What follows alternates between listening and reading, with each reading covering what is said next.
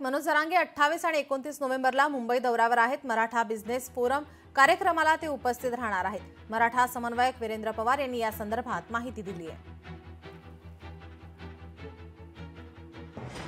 व्यावसायिकमध्ये SME आणि IPO काढलेले जे मराठा समाजातील उद्योजक आहेत ते त्यांची माहिती त्याच्यामध्ये देणार आहेत।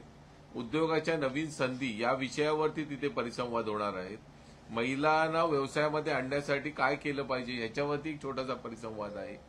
त्याच्यानंतर नाविन्यता जो आहे बिझनेस मधला त्याच्या संदर्भात अशा एक 5 ते 6 विषयावरती साधारणतः हे चर्चासत्र सुरू राहील। त्याचबरोबर एक्झिबिशन सुरू राहणार आहे।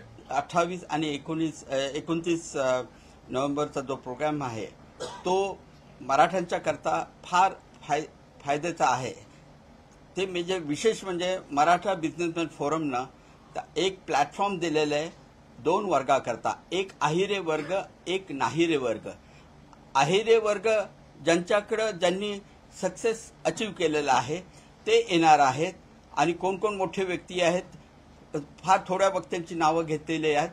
प्रोग्रामच्या वेळीच कळेल। आणखीन बरेच महाराष्ट्रातले मराठा जे सक्सेसफुल झालेले आहेत ते तिथे येणार आहेत आणि नाहिरे वर्गाला ते निरनिराळ्या गायडन्स करणार आहेत आणि त्यांना मदत करणार आहेत। लोकशाही मराठी ऐका, पहा, जागरूक रहा।